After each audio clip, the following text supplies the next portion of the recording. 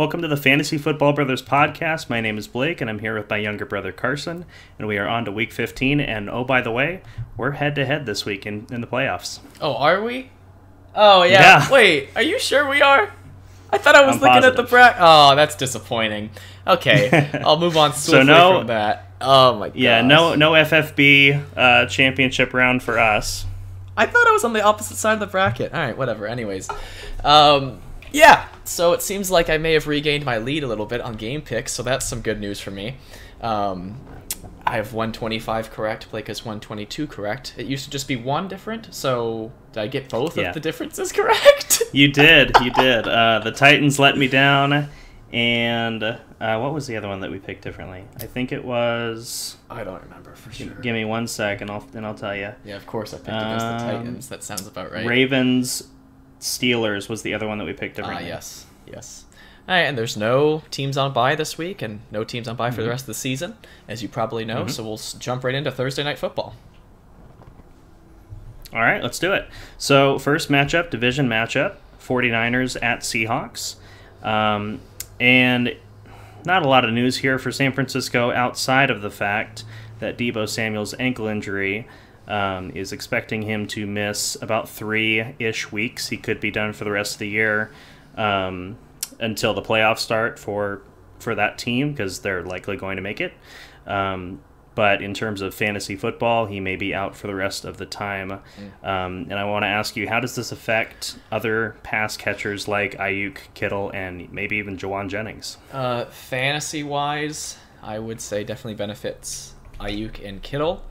And you adding the little even Jauan Jennings is kind of showing your cards, because I don't feel like I care enough to think that Jennings is a reliable fantasy option.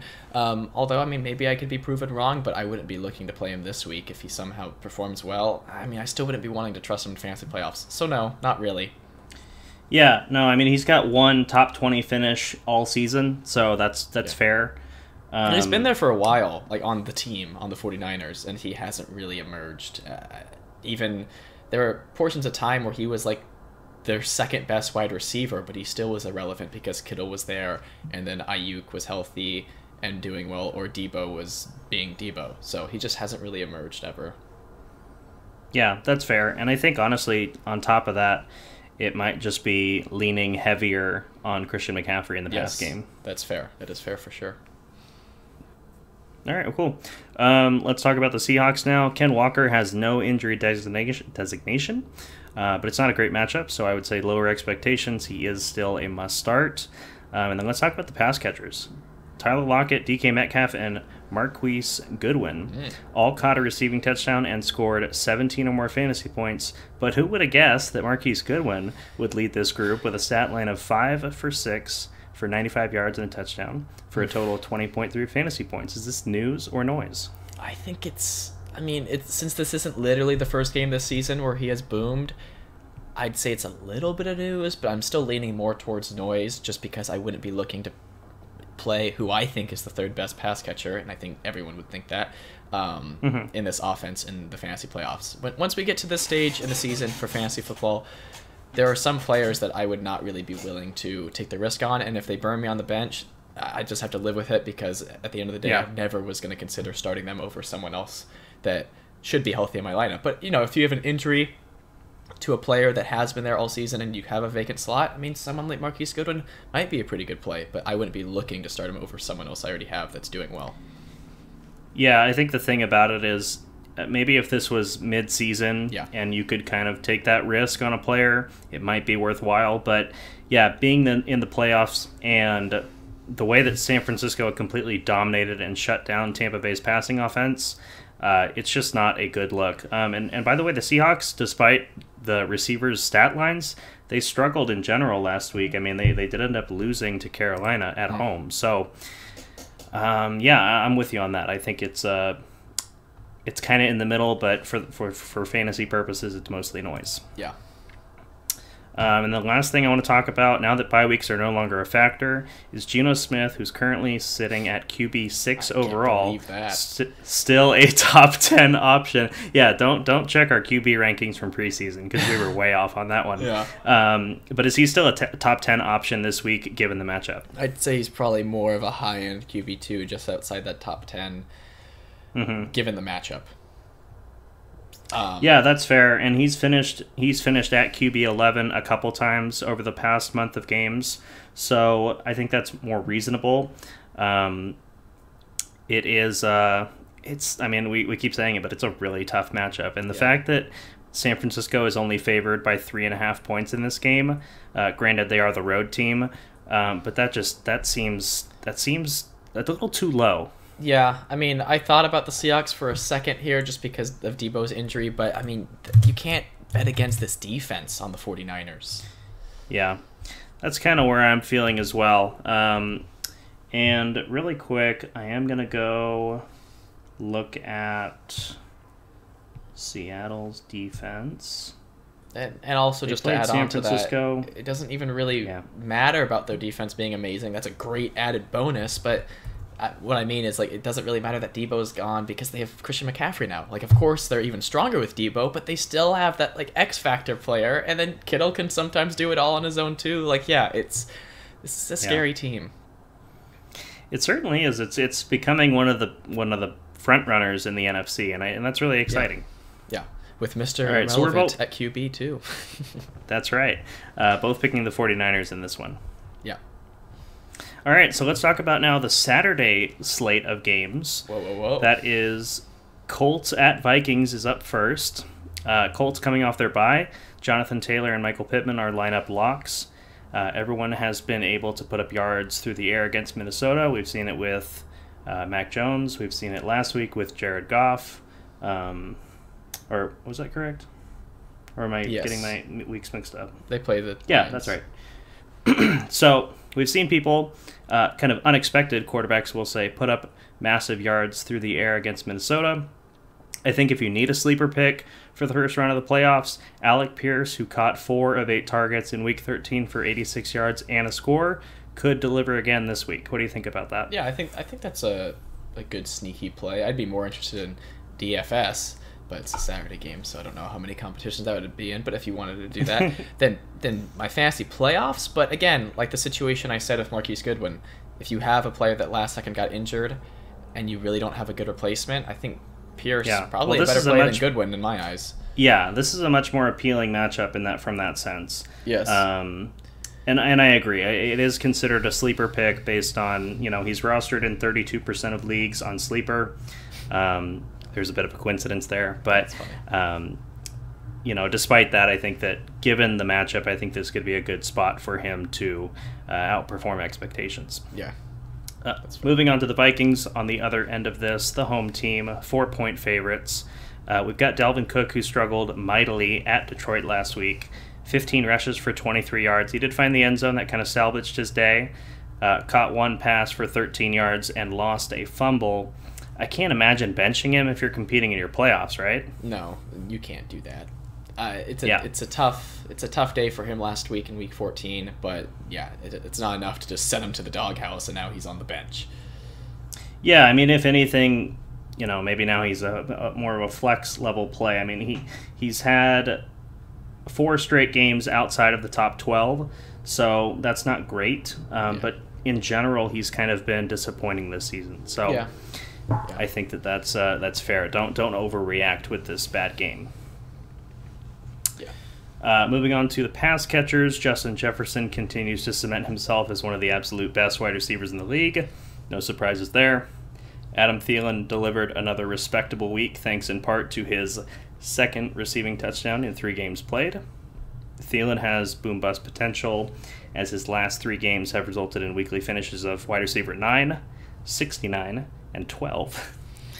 Yeah, I feel like rostering Thielen would be annoying, but he does have that ceiling that can just burn you on the bench and you don't know when. Or he can bust when you start him and he burns you that way too. So I think he'd be an annoying player to roster. I wouldn't be looking for him in drafts next season. Yeah, that's fair. Another year older and an already aging receiver is a tough sell for sure. Yeah. And we'll talk about that next preseason. But let's move on to T.J. Hawkinson, the last remaining lineup lock. He is a tight end, of course, and that he sees consistent volume in a pass-heavy offense. I don't think I'm going to get any arguments from you on that one. No. We're picking this game. You're taking the Vikings. I am inclined to agree with you. Yeah. Even though Colts coming off of a bye, which could be pretty good for them. But yeah, I think the Vikings will bounce back after their loss to the Lions. And how cruel is it for them to have a Saturday game in the first week of many fantasy leagues playoffs? That's cruel. But I know you'll say you got to be on top of it, which I agree with, and I would never make the mistake personally. But a lot of people would, of just forgetting what do you mean? They have to set their lineup before Sunday. Oh, come on. Yeah, if you're competing in the playoffs, you better be looking at your lineup before Sunday. Like, I'm sure that saying. you are not too naive to think that even people that make it as far as the playoffs are not immune to maybe not looking at their lineup before Sunday or Saturday night. It happens. All right, well, invite those people to the league with me. Yeah. This is a lifestyle, baby. Oh, All right, let's move on to the next game. Baltimore Ravens, another division matchup. Baltimore Ravens at Cleveland Browns. And this one's kind of near and dear to your heart because you've been rostering Lamar Jackson all year. You picked up Tyler Huntley and played him. He was unable to finish last week's game after suffering a concussion in the third quarter. Monitor his status this week. Carson, if he plays, where does he rank for you? Probably below Deshaun Watson. Is that an answer? It is an answer. So let's quantify what that means. Is that he's like probably a QB2 mid-range? Yeah. I think he's a fine QB2, but I'm not super excited at his prospects. It does hurt That's me fair. to me last week. I'm glad I still won that game, but yeah, that wasn't good because I did bench there him, was or start him ahead of Watson rather. Yeah, I mean, how fortunate for you that the guy on the other end had Kyler Murray. Yes, that helped. I had Ramondre Stevenson. I'm just saying, but yes, that did. That really hurt him and helped me. Yeah. Anyway, let's move on with some other players here. J.K. Dobbins had a strong showing in his return to the backfield, 15 touches, 120 yards, and 1 touchdown. Didn't see a single target, which makes him extremely touchdown dependent. We've been saying that all year, that he's been available to play, that's kind of the player that you're expecting whenever he's in your lineup. So play him at your own risk. I think he could be a flex play. Do you think that's unfair? I do. Cleveland's been really bad against containing running backs, so J.K. Dobbins could certainly have even a multiple touchdown game, even if it's lower volume. 8 yards per carry. I mean, it's like Rashad Penny, my guy. And Dobbins was also on my bench, so I'll be considering him making my lineup. But yes, I don't like what the lack of targets means for his floor. I don't like that. I agree. Yeah, that's the concern. And then lastly, Mark Andrews is the only lineup lock on Baltimore, but it's kind of the similar situation to T.J. Hawkinson. Although you could argue Andrews has been worse lately. I'm going to pull up his game log he here. Definitely has been. 3.7, 9.4, 11, 12.3. Those were his last 4 since their bye week. But it's still too bold to not the bench tight him. end one that you drafted, that's for sure. Correct. All right, well, let's talk about the Browns next. Here's a fun fact for you. Cleveland has 1 offensive touchdown since Deshaun Watson returned as the starting QB. Is that news or noise considering their last 2 opponents were Cincinnati and, 1-win Houston? It's a little bit of news. You kind of tactically put Houston as the second team that you listed, making it seem like that was the second game against them. I don't know if that was tactical, but it is better that, you can say he was rusty in his first game back in years against Houston and then came back against a tough team in Cincinnati in the next one and only did 1 touchdown. But I think seeing some level of progress from his first start to his second start, I think is also news. So I don't know. I'm feeling a little conflicted because this offense does not look that good, and they do like to force everything through Chubb. If they are doing well offensively, but I still think that Watson's trending in the right direction. But he set the bar low to start off. I'll say that. Yeah, that's certainly true. And I would say since Lamar got hurt, you're not exactly spoiled with riches at QB. No. So you'll take what you can get. Yeah. With Nick Chubb, he has scored 8 and 8.4 fantasy points respectively in his last 2 games. That really hurts, but you have to keep starting him. He's RB6 on the season. You're just praying that he finds the end zone this week. Yeah. Moving on to the pass catchers, Donovan Peoples-Jones has been boom or bust with Watson under center. Stat lines of 3 catches on 3 targets for 44 yards and 8 catches on 12 targets for 114. So that is a wide range of outcomes that we're seeing from him. Given the matchup, is this a game that you're leaning more towards flexing DPJ or benching him? Probably flex a little bit. I mean, I don't know. I know the Ravens defense started off with a lot of injuries this season, so maybe they've changed. But to start the season, teams were slinging it against them. So like, it could happen again. So again, DPJ is someone we talk about a lot because he finds himself at that fringe spot. But I'd be leaning a little bit more towards him being a flex option than wanting nothing to do with it. How about that? Yeah, I think that's fair. I think if you're considering flexing Donovan Peoples-Jones, you may not have better options. Yeah. So, and that's not an indictment. You like him on more his than skill. Marquise Goodwin and Alec Pierce, right? Yes, I would think so. Yeah, that's fair. But let's talk about Amari Cooper. He's been objectively worse since Watson's return with weekly finishes of wide receiver 54 and 61, respectively. Cooper is wide receiver 12 on the season, but given how he's performed over his last 2 games, should fantasy managers continue starting him? And I know that this is kind of contradictory to the conversations about running backs, but it's a much different conversation when you look at wide receivers. It is different. I would still say you probably don't have a safe option that's just sitting on your bench that you would bench Cooper for. If you do, then I mean, Cooper hasn't really proven himself since Watson's been there, so that's not unfair, but I just don't think you probably have someone that's not also a risk. So I would go with Cooper if you're having to take a risk. And here's the only other thing that I'll add to this conversation is that Amari Cooper, for whatever reason, has been a much worse player on the road this season than at home, and he is coming home to play Baltimore this week. Interesting. So if that swings you in one way or the other, so be it. Lastly, we'll talk about David Njoku. He's a top 10 option at tight end. Will you be starting him this week against me?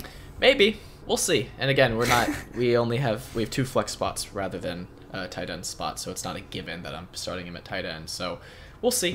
Need to look over everything again, but he's definitely in consideration, and I think I'm going to pick the Browns in this one. I think if Lamar was healthy, I'd probably go the other way, but I think it is a close one, though. I know, and I'm considering starting the Ravens based on... Well, I am going to pick the Ravens. I'm going to pick the Ravens. I think that Cleveland's just been a bad team since Deshaun got there, and I don't know if this is necessarily the week against a very good Baltimore team, which, by the way, has the same record as the 49ers. So let that sink in. True. I think that what's interesting with the Ravens, though, is they've put up 26 points in the last 2 weeks combined and won both of the games. It's not good. No. Yeah, I mean, I can't imagine Cleveland's totals are that much higher when you look at... But they didn't win both put up 10 last week. Yeah, 10 and 27, so that's 37 points over 2 weeks is better. I'll give you that. All right, let's talk about the Saturday night primetime game, and that should be a good one. Yeah. Assuming we get early season Tua versus what we saw last week. That's the Miami Dolphins at the Buffalo Bills. Like I was alluding to, Tua looked terrible on Sunday Night Football, completing just 10 of his 28 attempts for 145 yards at the Chargers. He has been QB 17 or worse for 3 straight weeks. I would look elsewhere in 1 QB leagues. Would you agree? Yeah, I guess so. I mean, it's surprising. He was undrafted in a lot of fantasy leagues because people thought this kind of was his floor, and then he proved everyone wrong. And what was it, week 2, when he threw like 5 or 6 touchdowns? But yeah, not a good run of form for Mr. Tagovailoa in the last 3 weeks for sure. So yeah, I don't think that's unfair to look elsewhere. Yeah, let's talk about the running backs briefly here. Raheem Mostert and Jeff Wilson combined for 15 carries, 1 reception, and 70 total yards. It's another bad matchup for this backfield. I would avoid if possible. I made my one trade this season, and I don't regret it, and it was getting rid of my share completely of that backfield. I had both of them. Of that backfield, yep.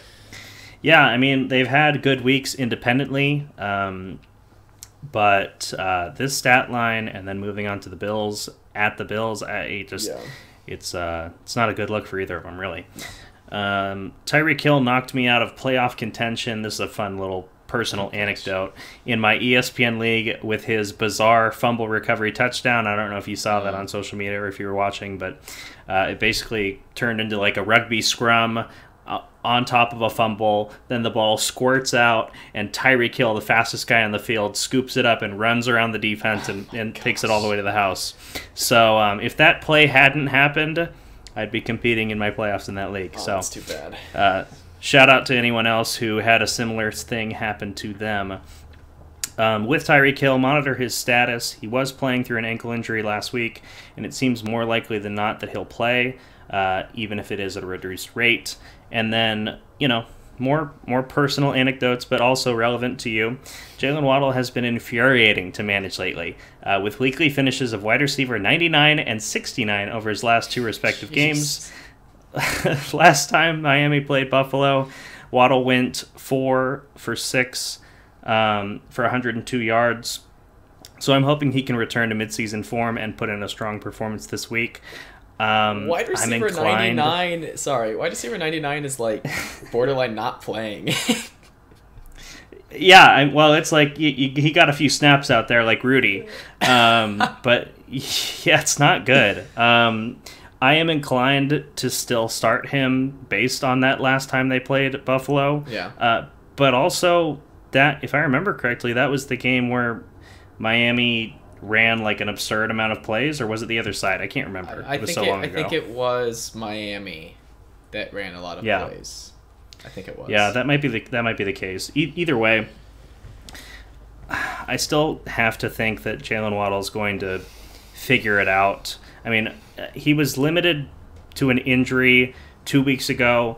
Last week, Tua couldn't hit anyone with only 10 completions. So I think Jalen Waddle is still a must start, and it's still not enough. That's to bench how I'm looking at it. Hill and Waddle. I mean, it's so funny in our family league. That's best ball. Our cousin is his first time ever playing fantasy football, and we were kind of telling him some tips with drafting, and he accidentally drafted Tyreek Hill and Waddle, which is bold to draft 2 from the same team, but that has really worked out for him, I would say, for most of the season. Yeah, very very few teams would that be the case where drafting 2 wide receivers would be a good call.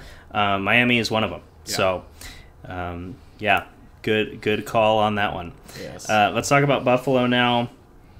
Everyone on the Bills struggled in a winning effort against the Jets last week, other than Dawson Knox, who scored just his 3rd touchdown on the season thus far. I saw that touchdown. That was wild that he just like flipped around and then got over the line. Yeah, broke the plane, exactly. Josh Allen and Stephon Diggs remain lineup locks. And now, I wrote this in. I forgot to take it out before we started, but I had originally Gabe Davis and Isaiah McKenzie as boom-bust flex options, but now that Cole Beasley has come out of retirement and re-signed with Buffalo, there are speculations that they're going to not cut Isaiah McKenzie, but basically swap him out for the role of the slot with Cole Beasley. So I'm way less confident in, however confident you can be about a boom bust flex. Yeah. But yeah, Gabe Davis I think is still worth that flex consideration. Isaiah McKenzie, with the news of Cole Beasley, I think is less enticing. It probably takes away his boom upside completely, you would think. Yeah, I'm inclined to think that way at least, because I know that Cole Beasley is very familiar with the offense and has shown good chemistry with Josh Allen when he played. Yeah. Lastly, let's talk about the running backs. I would avoid starting both if possible. This backfield by committee has been largely inefficient and ineffective over the past 3 weeks. Miami's nothing special when it comes to defending the run, but I still think that the way that they've been playing, you can't trust either one. Yeah, it's hard to trust either one. There was a narrative for a while this season where if the Bills were in a competitive match, it looked like one running back would do well when it was mostly just Singletary's backfield. But now that it's not just assumed to only be him, it's hard to bank on that and then hope it's the right person that you have that will benefit off of that game script. Yeah, so I'm with you on that. We're both picking the Bills. I think, a home game for Buffalo. It was so close when they played earlier this season at Miami. I think Buffalo's going to get it done here. Yeah, I agree. All right.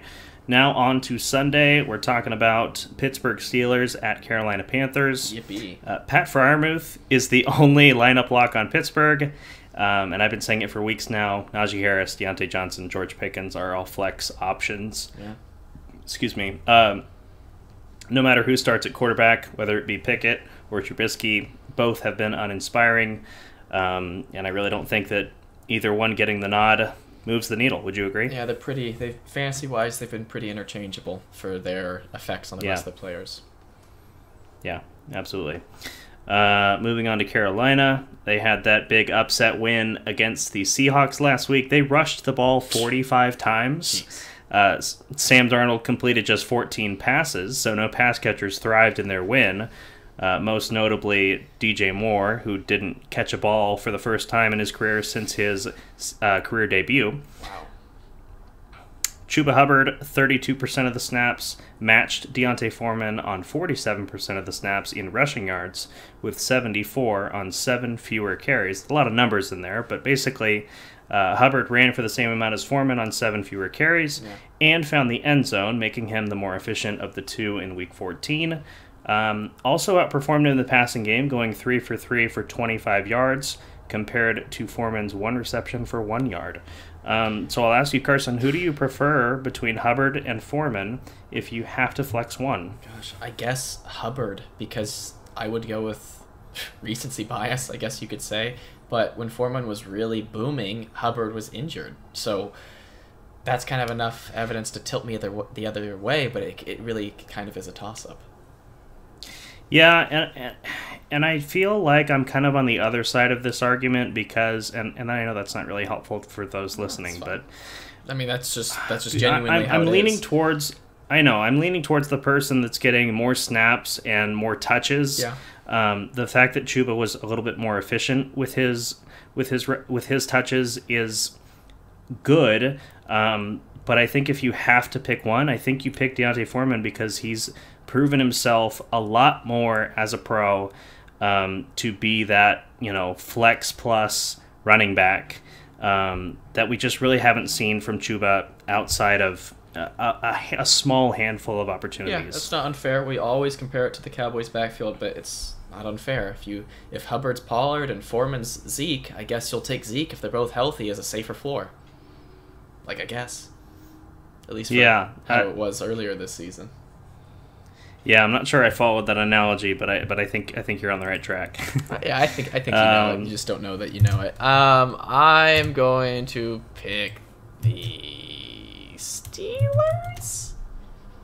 Okay, I'm going to pick Carolina in this one.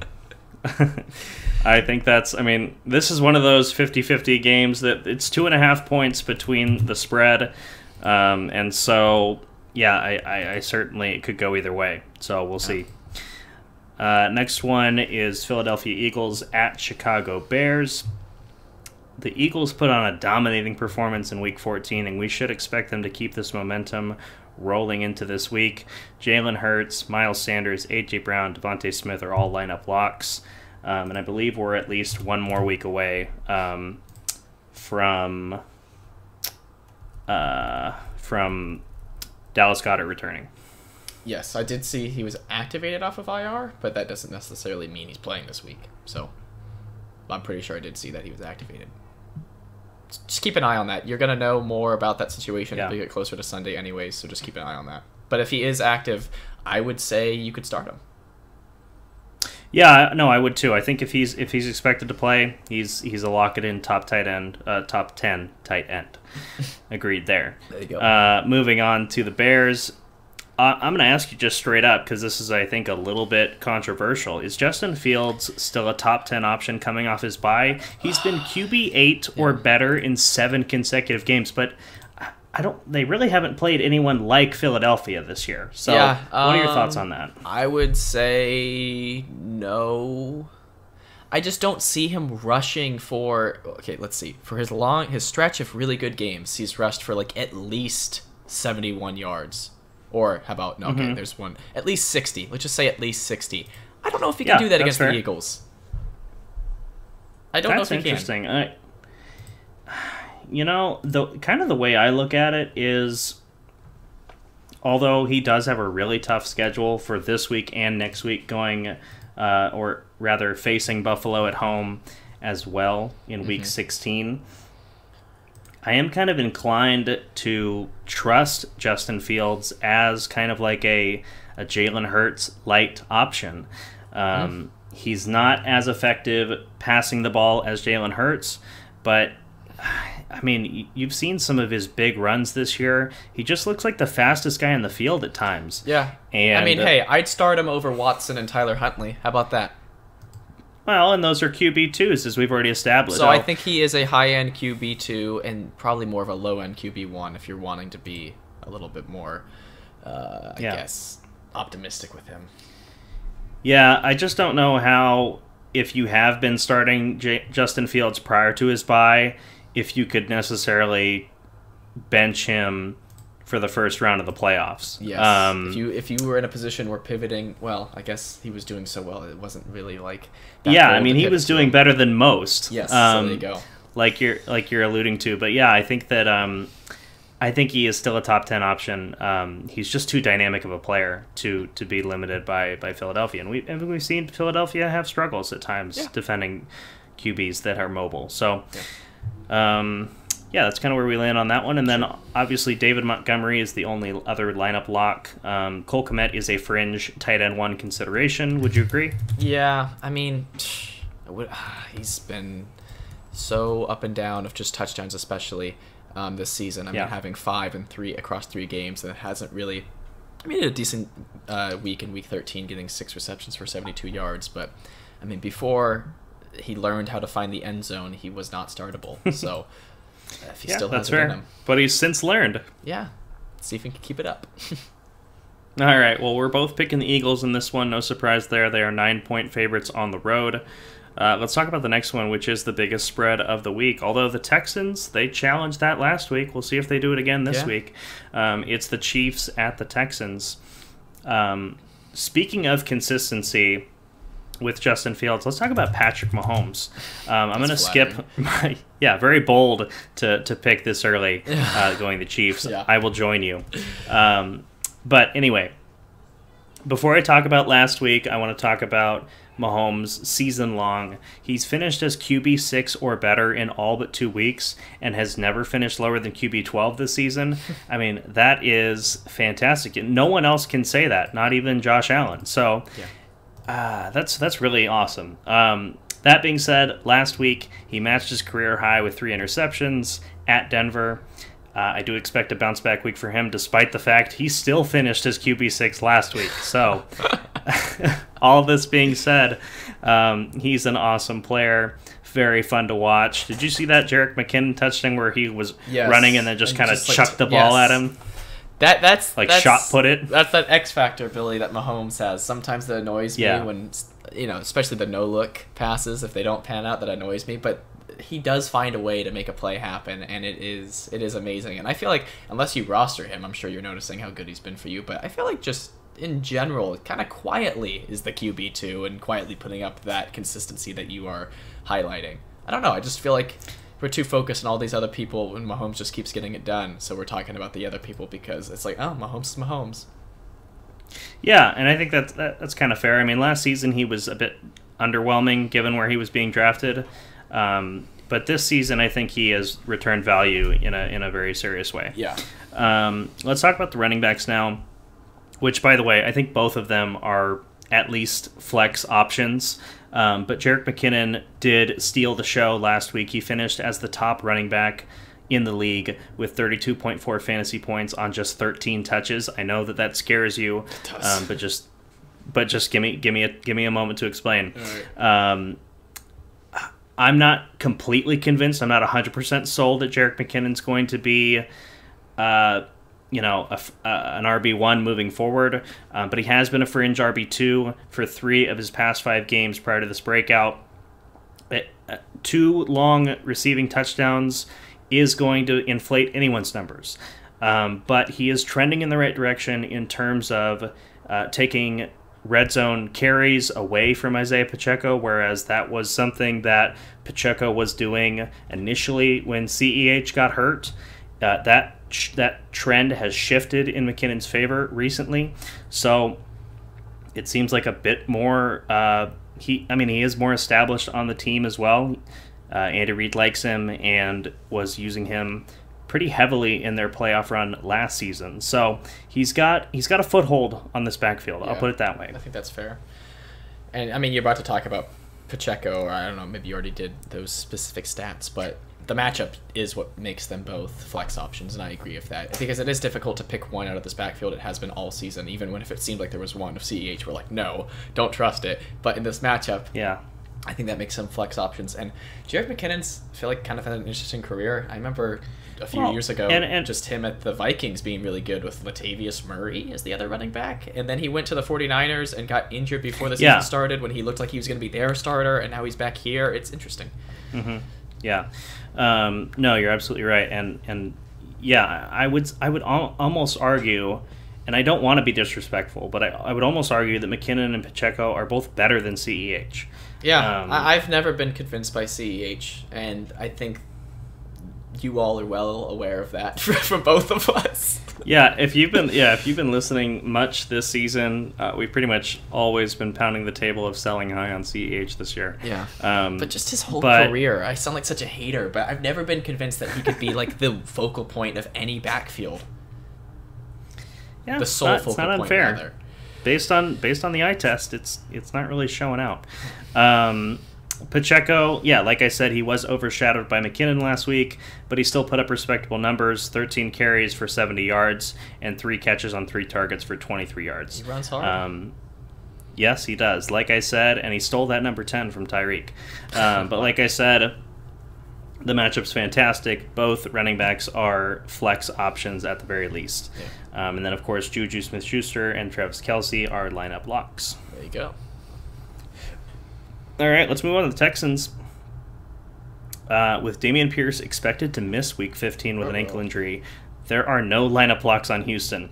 And the one player that I will mention is wide receiver Chris Moore. He stepped up big in both Brandon Cooks and Nico Collins' absence last week, catching 10 of 11 targets for 124 yards.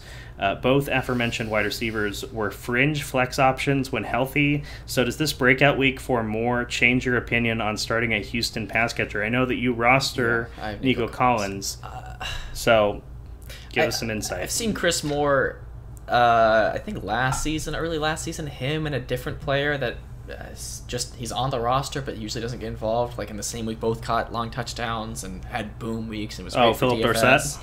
Maybe. Yeah, this season? No, I think it was early last season I'm thinking of specifically. My point is, just a random point in time where I see his name pop up and have a great week. So I'm trying to say... maybe Chris Conley. I think it was Chris Conley. It was 2 Chris's. Yeah. I thought it was 2 Moores, but it was 2 Chris's. You're right.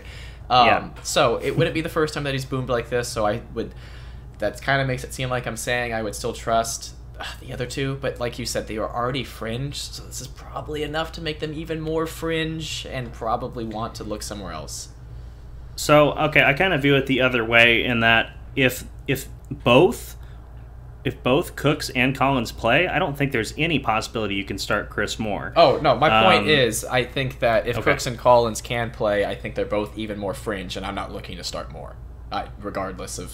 But if Cooks we're saying Collins, the same thing, though. Yes, we are. If Cooks and Collins are both inactive again, I guess Moore could be a decent play. But I think it seems like that's not going to be the situation, though. It's a good matchup. I believe that Kansas City ranks last against wide receivers. You know who did well against him last week passing the ball? That's all I'll say. The Denver Donkeys, baby. Yeah, that's very true. Okay, well, I think where we're going to leave this, we're recording on Wednesday. If Nico Collins and Brandon Cooks are inactive again in Week 15, look at Chris Moore as a boom or bust sleeper play. I think that's kind of where we're going to leave it. Yeah, that Alec Pierce, Marquise Goodwin range of players that we've somehow created this episode. But yes, he fits right in there. Yeah, well, I mean, we're talking about the time of year where it's win or go home. True. So sometimes you got to swing for the fences. True. Like we mentioned at the beginning of the segment, we're both picking the Chiefs. Whoa. No surprise there. You don't want to swing for the fences and go for the Texans? And by the way, I think this is the biggest spread. I think they beat... They outdid what their spread last week was against the Cowboys. No, last week was 17. 17? Oh, yeah. I thought it was 13.5 or something. Okay, still. Yeah, hope you didn't bet for the Cowboys to cover that one. Speaking of, let's move on to Cowboys at Jaguars. Lineup blocks for Dallas consist of CeeDee Lamb, Tony Pollard, Ezekiel Elliott, and Dalton Schultz. Any question marks there? Any disagreement? What did Schultz do? I guess well. Schultz is a tight end. The bar is low. He is a good tight end. 10 targets, yeah. I mean, that's a game, 14.7 with no touchdowns. That's what makes Schultz an elite tight end. That's really all it takes. So, fine. Yeah. Okay, good. I didn't figure you'd have issue with that. Yeah. Dak Prescott has finished as QB 11 or worse in 3 consecutive weeks. So how does Dak rank for you this week?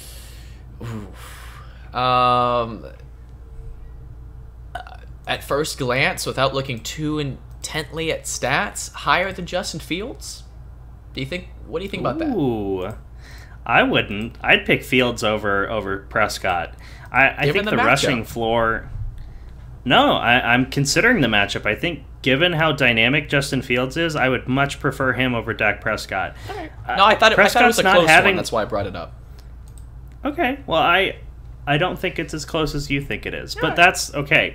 My point is, Dak Prescott's not having to do much for Dallas to continue to win games. He's relying on the defense, he's relying on his running backs, and that's kind of where they stand, which, by the way, Cowboys signed T.Y. Hilton. Did you see that news? I did, yeah, that is interesting.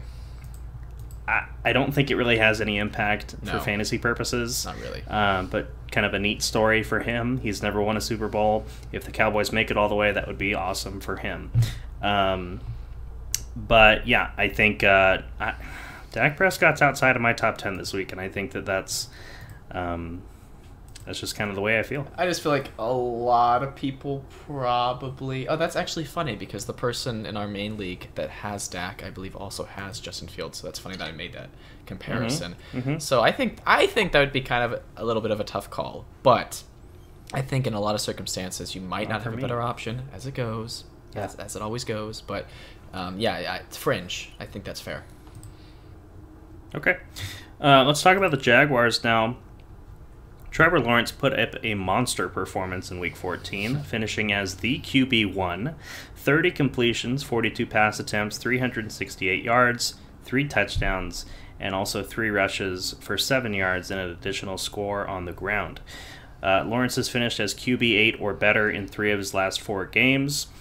Here's the bad news. Dallas is second in the NFL in sacks, only behind Philadelphia.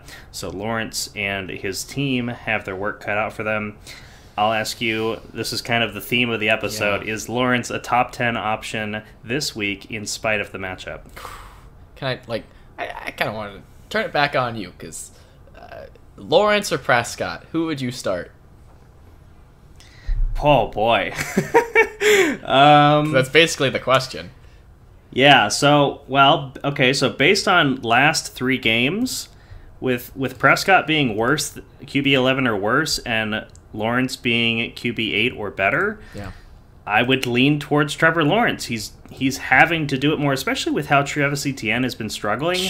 I think that they're having to lean on Trevor Lawrence a lot more lately. And if this game is going to be competitive, it's a 4.5-point spread. I do expect it to be competitive. If the Houston Texans can put up a fight against Dallas, certainly the Jaguars can, that took down Tennessee last week. I know that this is we're kind of creating a Frankenstein amalgamation of all these games being put together for analysis, but Trevor Lawrence has been hot lately, and Dak Prescott has not been lately. So I'm leaning towards Lawrence despite the matchup. The Jaguars need this win way more than the Cowboys do, so I doubt they'll be afraid to sling it. How about that? I think that's something to consider. Okay, so where do you fall on that? Are you picking Lawrence or Prescott? I've probably convinced myself Lawrence after what I just said, I guess. I mean, he was the QB1 in Week 14, so it's hard to... And I know it's a really difficult matchup, but it's just hard to turn around and be like, all right, well, have fun on the bench. I think that's fair. I think that's smart to look at that. Let's go back to Travis Etienne. He continues his slump. I know you roster him in case the listeners didn't know. After looking like one of the most dangerously efficient running backs in the league, he has been held under 11 fantasy points for 4 consecutive games. So how does Etienne rank for you this week? Is he still a... I think he's at least a flex. Does he still make your roster? I think he does. Yeah. I think he does. I mean, that stretch that you're talking about before the slump where he was amazing, I mean, this is yards per carry. 7.1, 8.6, 8.14, 6.5, 3.89. That's not that great. It's fine, but he boomed that week too. And then the last 3 weeks, it's been 1.5. Ouch. He barely played it all that game, to be fair. 4.15, that's fine. And then last week, 1.88. 17 carries for 32 yards. Like, how do you go from one of the most efficient rushers in the league to extremely inefficient? I don't know. I still believe in him enough to start, though. Yeah, something must have happened over the bye week. Yeah. But yeah, no, I think he is still a flex consideration. I don't think it's that... I mean, it hasn't been good. Let's be honest. Yeah. But yeah, I think he's still a flex consideration, given the volume. And if if Trevor Lawrence goes up to the coach and says, "Hey, coach, remember whenever Etienne and I played on Clemson? I used to pass the ball to him. We should do that some." No kidding. That would help him tremendously. Hasn't had more than 3 receptions in a game. Yeah, you're right. Yeah. So let's talk next about the pass catchers. Zay Jones has a game where he finished as wide receiver 75, sandwiched by 2 top 8 finishes, averaging 11 targets and 7 receptions per game over his last 3. What's your confidence level in Zay Jones against Dallas? I think I'm more pessimistic with him than I am with Lawrence. Interesting. Yeah, I mean, I'm more inclined... Talk about Kirk, because I kind of want to just talk about them together if I'm going to do this. So okay. Tell me about We'll Kirk. talk about Kirk. Kirk is the inverse of this. He's been much worse by comparison over that same span. One game where he finished as wide receiver 18, sandwiched by 2 games outside the top 40. So now that I've said that, what are we adding? Yeah, so it seems like they have had inversely correlated performances over the past 3 weeks, and I think season long you'd want to trust Kirk more. You would trust Kirk more. So, gosh, that's a tough one. Yeah, but what about what have you done for me lately? Yeah, I know, but sometimes I care about that, sometimes I don't. It kind of depends on the position, and it's difficult. Tell me what you think, because it's difficult to see them pivot back and forth, and then a tough matchup. It almost starts to feel like a toss-up, which is difficult to deal with whenever one of them was like a wide receiver 1 to start the season, and then the other one. Yeah, so let's look at it. Let's look at it this way. We've talked about how Zay Jones averaging 11 targets over his last 3 games. Let's look at Christian Kirk's numbers over the last 3 games: 9, 8, and 7 targets. That's all good. It's fine. Right? Yeah, so I really think both are startable. Like we've alluded to, I think we're going to see Jacksonville continue to throw and not be able to rely heavily on Travis Etienne to get their points. So I think they're both flex considerations, but I am lower on Kirk, not relative to Jones, just based on that season-long comparison. But recently, Zay Jones looks like the better option between the two. The numbers support that, and but I think they're both starting. Yeah. Let's just Ingram. Ingram is the biggest boom on the team, I guess, last week. Yes, last but not least, Evan Ingram put up a ridiculous 39.2-point performance in Week 14, which likely won or lost you your matchup single-handedly, depending on which side you were on. Ingram now has back-to-back finishes inside the top 4 at tight end with a combined stat line of 16 catches on 22 targets for 192 yards and 3 touchdowns. Is Evan Ingram a lineup lock? Lineup lock sounds strong, but I think unless you have... He's tight end 4 on the season. I know, but him having that one game probably gets him in the top 10 of tight ends, just automatically. It does. And it probably does. I think unless you have an elite tight end, of course, like I'd be less confident to feel like I need to force him into my flex. But if you don't have that elite tight end, I don't see how he doesn't go into that slot. I'm pretty much never advocating for flexing a tight end. That's what I mean. But like if you but let's just say for the sake of argument you have Kelsey or someone that you're definitely starting. Oh, okay. Would well, you put if you have Ingram Kelsey at flex? That's my question. Would you put Ingram at flex? No. Okay. Who's your I mean, well, it depends on who you have, of course. Yes, but yes, I mean if you're completely decimated at running back and wide receiver, then yeah, maybe. Evan Ingram versus Donovan Peoples-Jones. I would pick DPJ. Okay. I don't think that's unfair. I would. I'm focusing on kind of a unique situation. I think that if you don't have a really good tight end, you're starting Ingram. So there you go. Okay, and I think that's fair. The 3 games prior to this breakout 2-week span, tight end 51, tight end 26, tight end 38. Those are all terrible. Yes. So this is not him calling him a lineup lock is a little bit tongue in cheek. But you would hate to have 39.2 staring at you on the bench. Yes, you would. I'm going a little bold and picking the Jaguars in this one.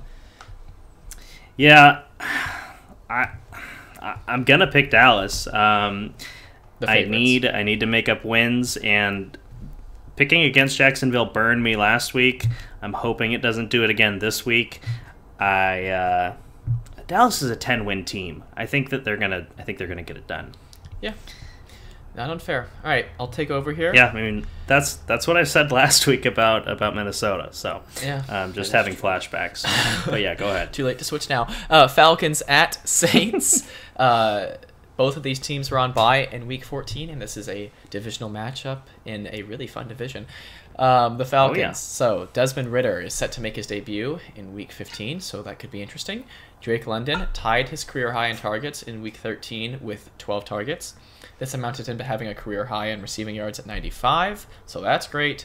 But all that is to say, and I'll see if you agree, I wouldn't want to have to bank on Ridder's debut performance in my fantasy playoffs for London's performance, but I think he probably still is a flex. Yeah. Maybe? But he's more fringe. Yeah. If there wasn't a QB change, I think I could say, okay, I think he's a pretty safe flex. But now that there's a QB change, might be enough doubt. I actually feel the opposite. I think that the fact that Desmond Ridder is coming into play gives me more confidence about Drake London, because we've seen how Drake London has been basically just completely forgotten in this offensive scheme. Yeah. So I'm hoping that Desmond Ridder, who was a pretty highly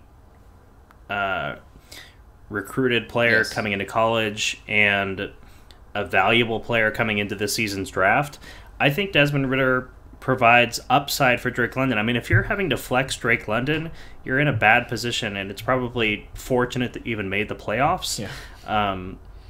But if that is the case that you find yourself in, I feel like Desmond Ridder being the starter can only help Drake London. I don't think it can hurt him. I agree. I do think that Ridder is an upgrade. I just wish it happened earlier in the season, because banking on his debut in fantasy 100% playoffs, agree. That's what makes me worry about it.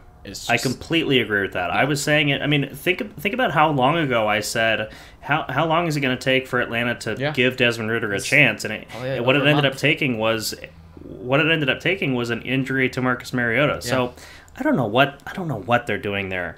A 5-8 team that just doesn't look any bit that good. Should have gone for Kareem Hunt on deadline day. Am I right? Cordero Patterson's best fantasy game without a touchdown was in Week 12, where he got 10.1 points. Better options elsewhere? ? Yeah, I would hope so. Yeah. Cordero Patterson has been disappointing since he returned from IR, And I mean, outside of that one game back where he played 39% of the snaps and got in the end zone twice. Yeah. So, yeah, this is a team that is run heavy, and yet their lead running back is not used very much. So, Yeah. he's had 10 carries, 11 carries, 11 carries, and 5 carries over his last 4 games. Not in any particular order, but not a lot of volume. So he's touchdown dependent. Yeah, let's talk about another lead running back who's surprisingly had some troubles, and that's Alvin Kamara on the Saints, who's averaged 8.46 fantasy points in weeks 9 through 13. But I'll ask you, is the ceiling too high to bench him? Because in weeks 5 through 8, although we have evidence from this from previous seasons, he averaged 25.53 fantasy points. So I think you can't bench him, but it's been a rough stretch of games. Would you agree with not being able to bench him? No, it most certainly has. In that 5 through 8 span, he did have some really fantastic finishes with very few touchdowns, by the way. So, I mean, Alvin Kamara. I mean, the real previously has had a floor of like the high teens in fantasy points. Average, how about that? Maybe not floor. Here's the absolute worst part of it is that in week 1 when they last played the Falcons, Kamara had his worst performance of the season. So that doesn't give me any hope. I do agree with you. I think his ceiling is too high to bench him, but he just hasn't been the player that you drafted. Yeah. And you even got him at a discount because of the potential suspension. Yeah, definitely, especially depending on when you drafted. But no, Alvin Kamara is too talented to bench, and you probably don't have 2 better running backs ahead of him because at the very least he's a flex. Yeah, I agree. Chris Olave hasn't really boomed in a while, but he is Mr. Reliable, as we have said, week in, week out. This is kind of a tough one to pick. I guess I'll go with the Saints. Banking against Ritter in his debut. Yeah, I'm going to join you. I think if anything, I don't know what to expect from Desmond Ritter in the NFL, and that's kind of what we know Andy Dalton's the starter. The coach refuses to give Jameis Winston another chance.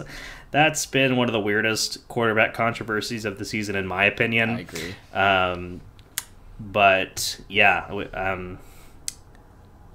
let's go with the Saints. Yeah. All right. I'll move on to Lions at Jets. A close spread in this one. Jets 1-point favorite. Both the Lions, even though the Lions were allegedly the favorites going into the game last week against the Vikings, they surprisingly defeated them. The Lions had 4 pass catchers with double-digit fantasy scores. Jared Goff throwing for 330 passing yards and 3 passing touchdowns helped make this happen. Jameson Williams was wide open on his touchdown catch. I don't even know if he ended up with double-digit points. He was just another person He did. Okay, he did. So he is one of those 4. Like 11. And then who else?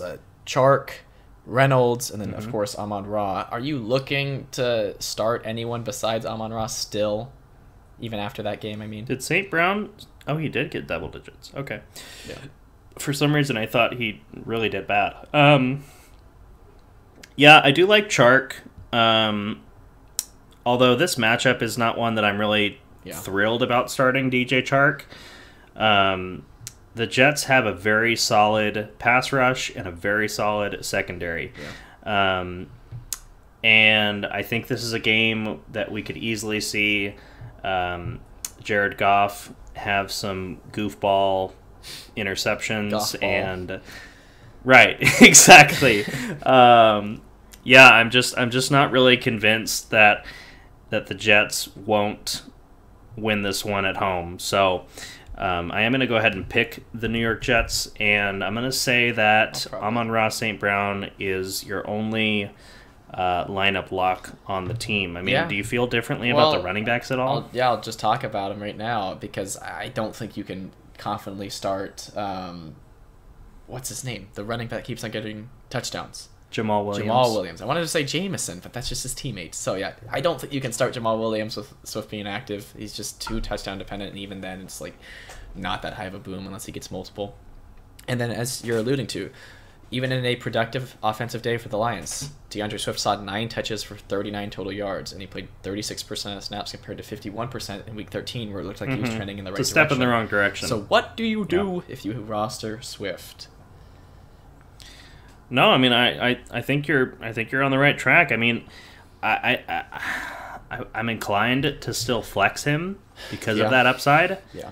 But it's a kind of, you grit your teeth, you avert your eyes, and you press submit on the lineup screen. Yeah, with Swift, I don't think that's unfair. Yeah, so I kind of view him similarly to Alvin Kamara, but in a much smaller snap percentage. Yeah. It's a tough look. I mean, I'm picking the Jets, so I'm not high on many of the lines. All right, so let's talk about the Jets, and I might end up picking them. I'll put a placeholder for now. We'll see if I convince myself out of it after reading these stats. Don't know why that would happen, but even though Michael Carter was active, Zonovan Knight led the team in fantasy points in Week 14. Knight had 71 rushing yards and 1 rushing touchdown on 17 carries, while also adding 2 receptions for 6 receiving yards. Does this make you comfortable starting Knight rest of the season? Let me look at their schedule. I think that's so. Playing Detroit, I'm okay with starting him there. Although Detroit has been pretty good about defending running backs. I think they just give up a lot through the air. held up. Jacksonville and Seattle are both plus matchups for running backs. So yeah, I'm good with Knight the rest of the way. Yeah, that is interesting. I mean, who would have thought? You would have thought that Michael Carter coming back would have kind of put Knight in the background, and then. I think whenever they saw Knight get some actual run in game, he impressed everyone. So it would honestly be pretty foolish, especially with a team with a winning record, to go back to a less efficient running back. Yeah, that's fair. Mike White was in and out of the game with separate rib injuries, so monitor that situation. I believe that Joe Flacco is the one who came in for him for the few snaps that he wasn't there, and not Zach Wilson. Yeah. So that probably means Zach Wilson's done for, at least this season on this team. Yeah, we love him. Garrett Wilson, unsurprisingly, had a good day with 6 receptions for 78 yards. He's legit if he doesn't have Zach Wilson there, and that's not his fault, as we keep on saying. But kind of more of the potential news, in my opinion, is Elijah Moore also having 6 receptions while playing 82% of snaps, which is very high for him this season. So do you think this is news or noise for Elijah Moore? I think it's mostly noise. Last week he was wide receiver 73. Week 13. The week prior. Yeah, the week prior he was outside of the top 72. So he was really bad.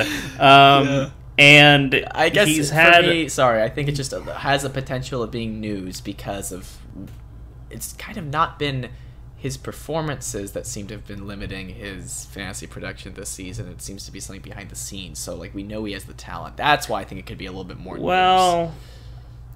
Yeah, but even with games where he's playing mid 80 to 90% of the snaps, he hasn't shown us a lot this year. Sure. So I'm not convinced, and I'm certainly not looking to play him in my fantasy playoffs. So that's not fair. I'm calling noise on DJ Moore. Okay. Well, on Elijah Moore as well. Yeah. DJ Moore is he caught a stray. Gone. He's gone. He did catch a stray. I did not dissuade myself. I think we're both going to pick the Jets in this one in a close spread. All right. Move on to Sunday afternoon, Cardinals at Broncos. So, unfortunately for the Cardinals, Kyler Murray tore his ACL.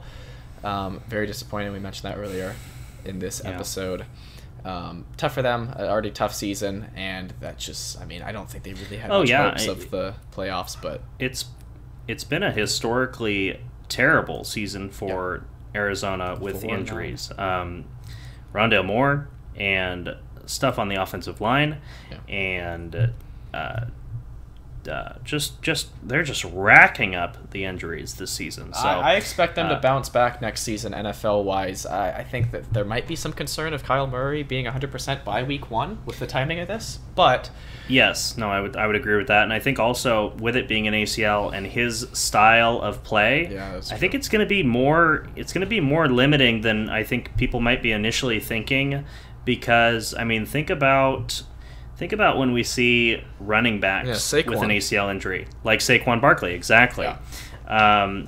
That first season back from the injury, they're not quite the player that they were, and Kyler Murray is so quick and shifty, and he's going to have to do a lot of rehab in the offseason to get back to the player that he was prior to this injury.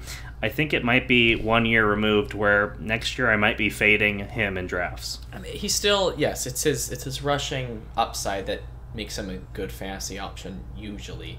At least for his career, it has been that way. But he's still a solid passer, so if he can just really improve that, then maybe he can really make a comeback in the next few seasons. I think. But you know as well as I that when you watch the Cardinals play, it's watching the toddler run left and right all around the field. That is true. So, it just makes plays happen.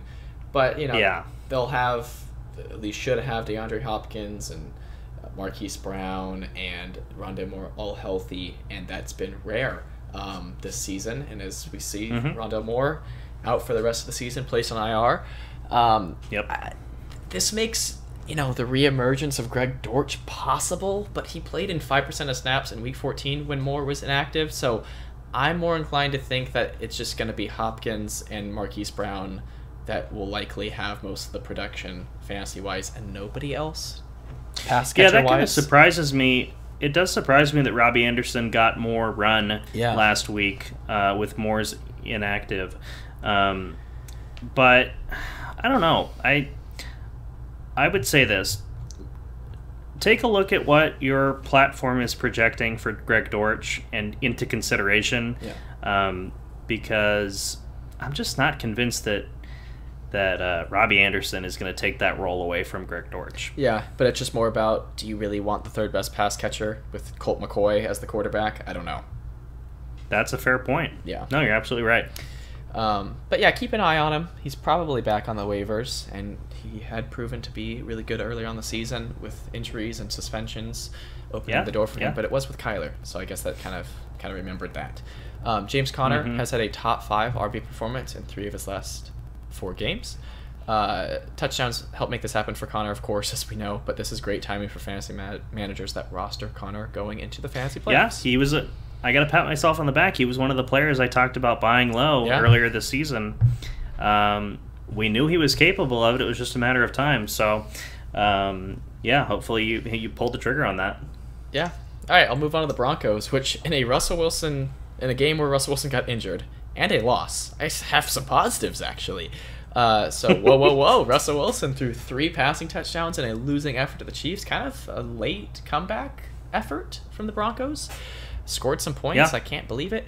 Monitor Wilson's injury status, as he might have suffered a concussion, is what I'm seeing, which forced him out of the game. Yeah. Backup QB Brett Ripien came into the game and threw 1 short passing touchdown as well as an interception. So didn't look amazing, but it's not like Russell Wilson has either. So I don't even know how much of a downgrade he is, but the bar is low this season. In the absence of Cortland Sutton, Jerry Jeudy had a monster day, having 8 receptions for 73 yards and a hat trick of receiving touchdowns, 3 of them. I would say the backfield was still unimpressive, and I'm not looking to start anyone. But do you think there's some hope for the Broncos' passing offense rest of the season? So basically, Sutton, Jeudy, maybe Dulcich, regardless of Wilson being healthy? Or does it matter? So, okay. I will advocate for Greg Dulcich this week against Arizona. They're one of the worst teams defending tight ends. All right. We watched Hunter Henry have a very respectable day against them on Monday Night Football. So Greg Dulcich, who has looked a lot more explosive, a lot more talented than Hunter Henry this season, in the limited amount of time that we've seen him play, I still think that he is a good option at tight end. For the pass catchers, I can't bench Jerry Jeudy after what he did last week, but Cortland Sutton is certainly on the fringe for flex consideration, especially if Wilson doesn't play. I really do think, despite how bad Russell Wilson has been this year, Brett Rippon is still a pretty significant downgrade, in my opinion. Yeah. And so, if Russell Sutton plays, Wilson, he's a fringe flex. Yeah, sorry, go ahead, continue. Go ahead. I was just going to say that Wilson kind of looked like Wilson with his stat line. I mean, throwing 3 passing touchdowns. He hadn't done that all season. How about that? Yeah. All season. Only 23 completions and 247. That was a fun way of saying it. Passing yards, so it's not like a ton, but efficiency, and that's what you want out of a good QB. So, yeah. Yeah, I think the most important thing to monitor this week, and it's ironic because we've been bashing him all season, but monitor Russell Wilson's injury status. Yeah. If he's playing, I think Jerry Jeudy has to be in your lineup somehow. Yes. And also Greg Dulcich and Courtland Sutton, I can be convinced to bench him. I mean, he has not been good lately, so it wouldn't surprise me if he caught a touchdown this week, but I don't know. I mean, maybe 3 of them. That might be surprising. That would be surprising. I'm picking the Broncos, Blake. I'm picking the Broncos. You are picking Denver. See, Arizona's just been so bad too. This is a game that I'm not looking forward to watching. Gosh, and it's at home for Denver.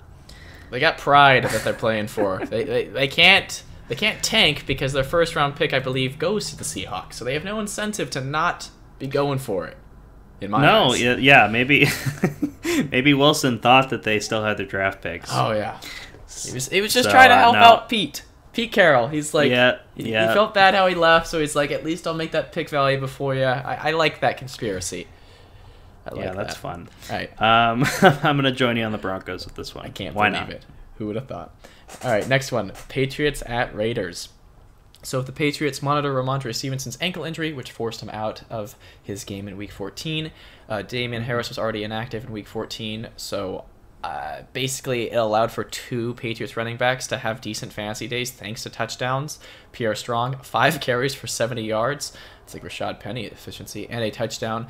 And then Kevin Harris, I don't think any relation to Damian, but that would be fun if that was true, had 8 carries for 26 yards and a rushing touchdown. But how about this? Jacoby Myers has been dealing with injuries and has kind of fallen out of consistency to really be an option, but he would be the pass catcher option out of the Patriots if you had to start one, but that's not saying a whole lot. So it's really only the backfield. If Ramondre Stevens active, you're obviously starting him, but I'm not starting Strong or Harris. It's Kevin Harris, that is, personally. Yeah. But if Damian Harris is active and Stevenson is inactive, a lot of conditions here, would you be somewhat comfortable starting Damian Harris? Comfortable is flex. Kind of a strong word. I think you could flex him. I think you could. I think it will resemble more of a committee based on how we've seen those 2 rookies perform. But actually, let me double check. I know resident Patriots fan here, but I don't know for sure. I know Pierre Strong's a rookie from this season. I'm not sure if Kevin Harris is. Pierre Strong. Yeah, he's a rookie. Okay, all right. I should have believed in myself. He is a rookie. Okay, that being said, I think if Damian Harris is the lead back with Ramondre Stevenson inactive, like you said, I think it's going to be Harris for the most part. But I think that those rookies are going to find their way into that backfield, and so I think it'll be more of a committee approach, the traditional Patriots approach. So. And to be fair, what has can you flex him? Yeah. And I want to? No. What has kept Ramondre Stevenson so consistent has been his PPR value, and he's just borderline a wide receiver for them. So I don't know if the other running backs can replicate that, so that doesn't make you feel as good necessarily. So. No, I wouldn't think so. Yeah. All right. So keep an eye on that situation, because if Stevenson's healthy, he might be the only fantasy-worthy starter on the team. Move on to the Raiders. Derek Carr had a horrific day with 11 completions for 137 yards and 2 interceptions last Thursday Night Football. This unsurprisingly hurt Raiders pass catchers, so I won't really talk about their performances. And Darren Waller and Hunter Renfrow have been designated to return from IR. I guess news or noise. I mean, you're looking to, I would say maybe Waller because he's the tight end, and probably not Renfro in his first game back. Yeah. Not great. Yeah, no, you're absolutely right, and Waller has not been exactly impressive this season. He's got 2 finishes inside the top 10 and 2 finishes outside the top 20. Darren Waller or Evan Ingram? Evan Ingram. All right. Yeah. Yeah. I mean, we've seen it. We've seen it from him more recently, and he's Quite got a a bit better so. quarterback. Yes. Wow. I don't disagree. Yeah, I mean, we could be wrong, but I think that's kind of where the situation you might be dealing with. Yeah. Very realistic. Meanwhile, the Raiders are running Josh Jacobs into the ground, but still working out really well for him. 27 carries for 99 yards. They're getting their money's worth for his expiring contract. That's what it is. Yeah. So I mean, he had over 50 carries in less than a week because he did that. He had like 26 on a Sunday and then 27 on a Thursday. I mean, he's running hard. Something to note, though. I mean, this isn't going to make you bench him, of course, but the Raiders' schedule for weeks 15 through 17 is home to New England, at Steelers, home to San Francisco. So you don't like week 15 and 17 really as a matchup for him. But yeah, no, it's one good matchup sandwiched between 2 bad ones. Yeah. And it looks like you're picking the Patriots. I'm thinking. Okay. And I'm remembering. I don't like the Patriots without Ramondre Stevenson, but I'm remembering that the Raiders lost to the Rams last week. So that's very true. I don't know. Yeah, I was hoping that you would overlook that. I mean, Patriots are 1-point favorites on the road here. This could certainly go either way, but New England's defense looked really, really good against Arizona on Monday night, and Derek Carr has not been very good, so I'm kind of banking on that. And that's also the difference with Belichick. Like, them losing Stevenson, like, fantasy-wise, that hurts a lot, but Bill is going to make that backfield just as productive, whether it takes 3 people or he finds the hot hand. Like, he'll just get it done NFL-wise. That's just kind of how it happens with him. Yeah, that's how good coaches get things done. Yeah. All right, we'll move on to Titans, my favorite team, at Chargers. I'm going to go ahead and pick the Chargers, even though it's only a 3-point spread. I should just go in before we even record this and pick whoever's up against the Titans. Yeah, you consistently like to say that if it were up to you, you would have predicted the Titans go 0-17. Yeah. So. And I don't, I hate a lot, but it is actually, there's stuff to talk about besides Derrick Henry, even if it's not a ton, but there is stuff. So start Derrick Henry. Consider starting Treylon Burks if he's healthy. Still in the concussion protocol as of today, Wednesday, when we were recording this. But he has found some consistency and become a little bit reliable since he's come back from IR. So I think he's a fairly strong flex play, potentially. Don't think that Chargers defense is that good against the pass from just what I think. Just don't think they are. I don't have any stat for that. I just feel like that's true. No, yeah, that's reasonable. Okay. The Chargers are definitely worse at defending running backs, but Chargers are kind of middle in the pack. They've been injury-stricken, to say the least. That's for sure. I mean, they got. I mean, they got nothing on Arizona, but they've had a tough year. Like Khalil Mack's on that team, right? Am I remembering that? Still, right? yes, yes. And your boy who used to be a Patriot, what's his name? The cornerback. J.C. Jackson. J.C. Jackson. Yeah. So this should be a better defense. I think this is a team that's really going to bounce back next season. But alas, I digress. Tight end on the Titans. Here we go. Chigoziem Okonkwo, pretty good, maybe. Had 6 receptions for 45 yards and a touchdown. And it's not just one game. Blake played him DFS because he saw week 13. 4 receptions for 68 yards for him. So. Oh, hang on a sec. Maybe when we were talking about J.C. Jackson, what did you say about him? I don't know. I just said this defense could be good next season. I don't know if I said anything about J.C. Jackson specifically. Okay. Yeah, because he's been injured for a while. Yes, I did think he was injured. I don't think. Okay. Yeah. Sorry,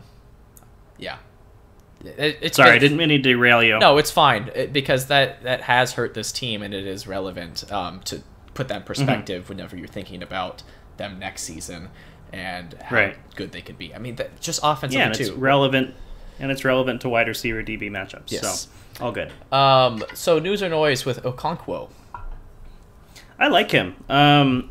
He has been a player that has recently come on, especially in a team that's generally devoid of pass-catching talent.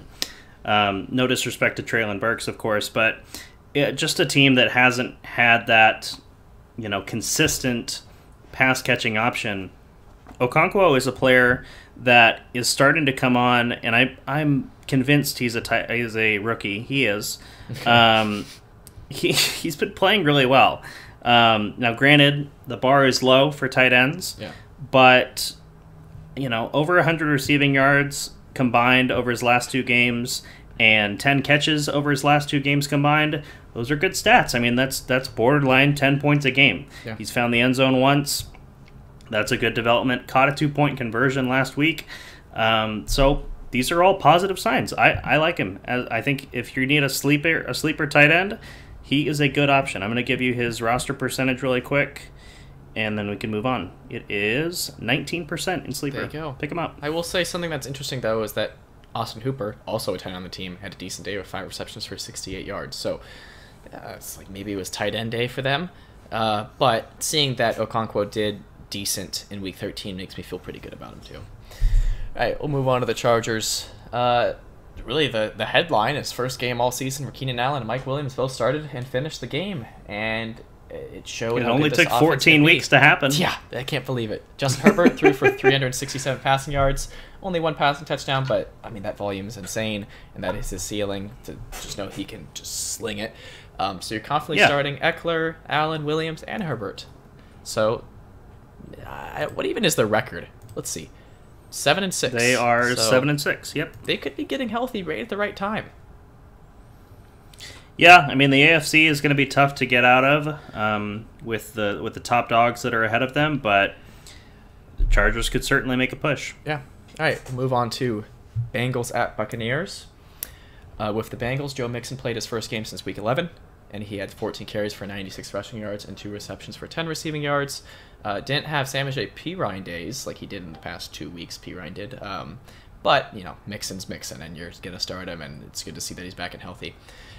Blake was telling me a little bit more about the usage of T. Higgins, but injury troubles will say Higgins and Boyd played very little, and if you were hoping for any other receiver to step up, like Michael Thomas, I believe he's on the team. Not that Michael Thomas, but the other one. Nobody did, because Jamar Chase had 10 receptions for 119 yards and a touchdown on 15 targets. And yeah, I mean that's not entirely fair because a couple did receive some touchdowns. There was Steve Irwin's great grandson, Trenton Irwin. I don't think there's any relation. I'm just joking. But it was like 2 receptions, Steve. Right? 2 or 3. Yeah, 2 catches for 58 yards and a touchdown. Yeah. I wanted to put it out there that someone else caught a touchdown. It wasn't just Jamar Chase, but yes, Jamar Chase played great. Yeah. I think there's a greater likelihood that he's Steve Irwin's grandchild than him making my starting lineup. Hayden Hurst was also inactive, so it just shows if Chase is there, he's being targeted with every pass. Not literally, but 15 targets is a lot. Yeah, I mean, if Higgins is healthy, genuinely, you're starting him. You're starting Chase. Hurst, I don't really think that makes that tight end coming off of an injury. No, Hayden Hurst is already considered unlikely to play this week based on Zach Taylor's reporting, which is the head coach. And Tyler Boyd with a dislocated finger is expected to miss at least this week. Yeah. So start Mixon, Higgins, Chase, Burrow. There you go. Buccaneers. Yeah. Tom Brady led the team in fantasy points with 12.1. That's low to lead a team, by the way. Mm-hmm. And a 7-35 loss to the 49ers in Week 14 when we both picked the Buccaneers to win as the underdogs. When I was going through my notes, well, and the funny thing is that they kept repeating this stat of Tom Brady is undefeated against the number 1 scoring defense Week 5 or later in his career. And it's like, okay, what a cherry pick stat for 1. Yeah. But for 2, come on. I mean, I'm honestly, when I went through the notes to make the Week 15 notes, I was shocked that I picked the Buccaneers for that game. It was the whole Brady versus Mr. Irrelevant thing that swung us over. That and the fact that Brady did come from behind and pull one out in week Yes. 13. That was Yes. that was part of it too. But yeah, no, that was a really bad call, and hopefully you didn't gamble any money on that prediction, because Yeah, we're that not was giving horrible. we're not giving gambling advice for these predictions. Just want to make that clear. 15 weeks into the season, very want true. to add that disclaimer. Yeah, that's good. I'm sure that'll cover our bets. Yeah. Rashad White played in 53% of snaps, while Leonard Fournette played in 47%. That makes this backfield fun to manage, as we have said for the past few weeks. Godwin seems to be the better option over Evans if you're wanting to talk about pass catchers. Again, I don't think there's a lot of great stats to pull from this game. Blake might want to sheriff the class that he was talking to me before we started recording, that Mike Williams might be benchable. I don't think that's absolutely Evans. absurd. What did I say? Williams. Oh, no, Mike Williams definitely starting. Mike Evans, benchable. Yeah. I don't think it's absolutely absurd, but I just don't know if I could bring myself to do it if I had him. Yeah. And this is playoffs that we're talking about. So his last 3 weeks in descending order: wide receiver 50, wide receiver 43, wide receiver 75. If you're making a strong case for him being in your flex, I don't see how you can justify that. Those were all relatively positive matchups against wide receivers. So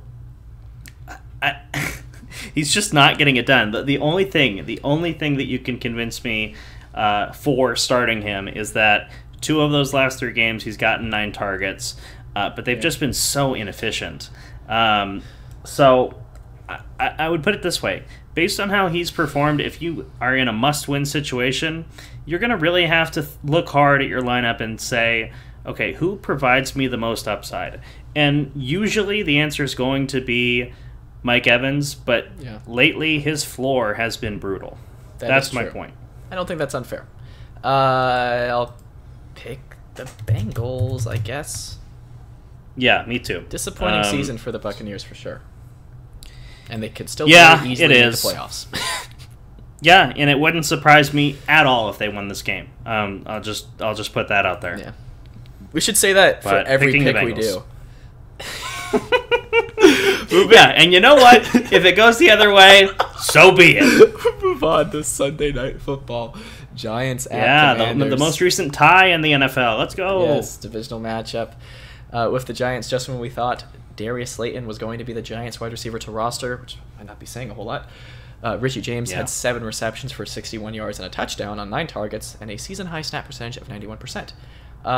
Before I ask you if you're somewhat convinced by that, Isaiah Hodgins also had back-to-back, just in addition to this, he had back-to-back games with a receiving touchdown, but I'm not convinced. I don't think you are either with Hodgins. But with Richie James, could he make your lineup as a flex? I like him more than Marquise Brown. Marquise Goodwin and Alec Pierce. Maybe Marquise Brown with how we played on Monday night. Yeah. Jeez, that was bad. True.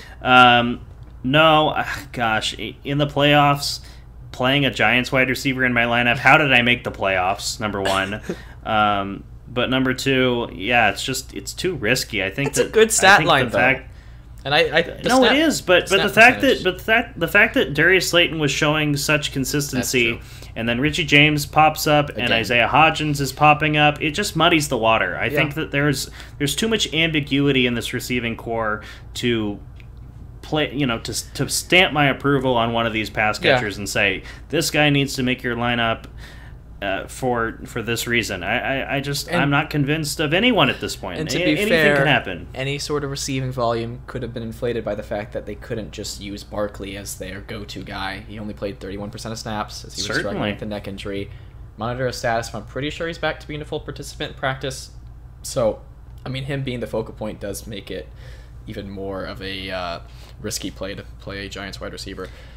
I'll talk about Daniel Bellinger. I want to put one thing out there, because we're going head to head this week, and I'm not wishing upon injury for a player, of course. But how cool would it be to see Saquon Barkley walking through the tunnel with a neck brace on, all decked out in his suit and everything? That'd be pretty tough. I don't even know what to say in response to that, so I'm just going to move on to Daniel Bellinger, who only played in 61% of snaps after playing in 97% in Week 13. He had a ribs injury, which he sustained in Week 14. He's kind of a guy that's been like a solid tight end play, in our opinion, since he's been back and not been dealing with an eye injury or a rib injury, but keep an eye on him, maybe. I didn't mean that as a pun, but... yeah, you did. I actually did it. We'll move on to the Commanders. They were on bye in Week 14. Brian Robinson had 21 carries for 96 rushing yards and 2 receptions for 15 receiving yards in Week 13. I would say TD-dependent flex play because he doesn't usually get a lot of receptions, but he runs hard and gets a lot of carries, so I don't think he's a bad play. On the other hand, Antonio Gibson has had back-to-back games of 9 carries and hasn't had more than 3 receptions since Week 8. Not a high enough floor to start, in my opinion. Do you agree with that comparison? Or not really comparison, but just evaluation for Robinson versus Gibson. Yeah, I do. And do you remember where all these stats you're pulling from, who they played? Nah. The New York Giants. Oh! Nice! So, oh, yeah, that was I think recent. this is a good... Yeah, this is a good comparison to draw these numbers anyway. There you go. So, great analysis by me. We'll move on to the pass catchers. Terry McLaurin, Jahan Dotson, and Curtis Samuel all had solid fantasy days in Week 13 against the Giants. Wouldn't you know? With McLaurin having the ceiling of a wide receiver 1, especially with Taylor Heineke, apparently, and Dotson Samuel being more risky plays. Dotson hasn't scored wow, I worded that weirdly. Hasn't scored double-digit fantasy points without a touchdown this season with Jahan Dotson, so he is TD dependent, I would say. Yeah. And then Curtis Samuel had 6 receptions in Week 13 and hadn't done that since Week 5, so probably wouldn't be rushing out to start either of them necessarily, but they're not bad options. Yeah, I think like you alluded to, McLaurin is a lineup lock, and Dotson and Samuel are more boom-bust flex options. And I like Samuel more. Just put that out there. Than Dotson. Yeah, no, and I agree with that. Yeah. We've seen very even less consistency from Dotson this season. So I'm not disagreeing with you on that. And also, if you're having to start one running back of the two, I think it is Brian Robinson based on how he performed against these Giants in Week 13. So just putting that out there. All right. Do they have the same exact record? We should. The Commanders, they're both 7, yes. 5, and 1. Yes. And I think just to keep things consistent, we should pick this game the same way we did last time, which was Did I pick the Giants? I picked the Commanders, That's fine. You picked the Giants. I honestly didn't know who I was way- going to pick, so that makes it easy. Well, there you go. Yeah. And if they tie again, we'll take another loss. Okay. We'll move on to Monday Night Football, Rams at Packers. 2 disappointing offenses, I would say. But some Are positivity. you kidding me? The Rams are riding high with Baker Mayfield, Well, former number 1 overall pick. I mean a little bit more if the Packers seem to be finding some offensive production, but sure, yeah, let's talk about the Rams. Baker Mayfield surprisingly had a heroic game-winning drive on Thursday Night Football, which helped him throw for over 200 passing yards. Not a very high metric. My point is really just saying he barely had over 100 before that last drive, so that tipped him over that. But I'll talk about a few pass catchers. Ben Skowronek, yes, that's right, that sounds good, had 7 receptions for 89 yards. Van Jefferson. What do you call and roll? Well, it sounded like what the commentators would say, so it just matched up nicely. Ron. No. Van Jefferson had 2 receptions for 44 yards and a touchdown, and Tutu Atwell had 5 receptions for 50 yards. And I wanted to add this, and still surprisingly, Tyler Higbee has effectively disappeared. So, I guess Skowronek, or are you not interested in him, or are you interested in more than just him? In starting, I guess. I'm not interested in any of these players. All right. Skowronek doesn't enter the Marquise Goodwin, Alec Pierce discussion? Ben Skowronek against the Packers? I wouldn't say so. Okay. No, I would like to avoid this Rams team if at all possible. And I don't disagree. And I've been saying that for weeks, so...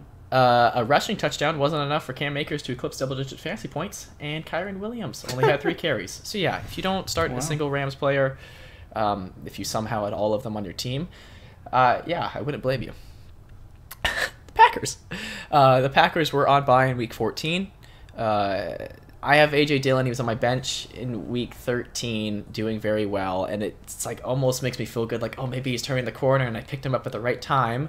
But this is inflated, so I'll lead with this. He had a season high of 68% of snaps when Aaron Jones had a season low and 38% of snaps due to a shin injury, which I believe he'll be fine. Mm-hmm. He'll be recovered for this Monday matchup. But A.J. Dillon Yeah, I would hope so. had 18 carries. He's trending in the right direction. Yeah. Okay. So Aaron Jones has been a lock-in starter when healthy, and Dillon has not. But Dillon took advantage of this. Some injury issues for Jones when he wasn't on the field, and Dillon had 18 carries for 93 rushing yards and a rushing touchdown, 3 receptions, 26 receiving yards. I kind of already let off the snap percentage thing. Yeah, and there's no arguing that A.J. Dillon's a talented running back. Yeah. I think it's more of an issue that the Packers have been a struggling team in general, and they maybe haven't been getting the running backs involved enough in the passing game, especially A.J. Dillon, who has shown that he has that ability. Yeah. So Aaron Jones is locked in, I would say, if he's healthy. And Dillon, could he be a flex play? Or do you think this is just he took advantage of the opportunity that he might not get again? Yeah, I wouldn't. We've seen from him all season long that he just has not been able to get it done unless thrust into a lead role. We talked about how the only other time he had a good finish this season, and it remains to be true, is when he scores a touchdown. He's got 3 on the year, and yes, back-to-back games with a touchdown, but you're really banking on that, and that's not the way to win. Yeah, I wonder if this is a bluff since we're playing each other, but I doubt it is. The integrity of the podcast matters more. Certainly. Not only did Christian Watson score another receiving touchdown on only 3 receptions, but he also had a 46-yard rushing touchdown. Mm-hmm. Wow. Aaron Rodgers only had 18 passing completions in Week 13, which certainly should limit the ceiling of Packers pass catchers, despite Watson's insane efficiency. But I can't trust Watson personally with Rodgers throwing like that, and that means you can't trust Lazard because for whatever reason Watson gets all of the upside out of that lack of volume, and it ends up just being just Aaron Jones again as the only lock-in starter. Yeah, I think that Watson and Lazard are both flex considerations, considering what you have available to you. And I'm going to join you in picking the Packers at home here, coming off a bye. Suck. I think, the Rams are not good, and they really, really squeaked one out by the skin of their teeth against a bad Raiders team last week. So it was a neat story, Baker Mayfield coming there on a short week and leading them to a win. But I think Aaron Rodgers is going to have some things to say about that this week. All right, that concludes it for us, and wish you luck in what most likely is your first week of the fantasy playoffs. And thank you. You got anything to add? No, thanks for listening and or watching, and we will see you all next week. Good luck. Peace out, everybody.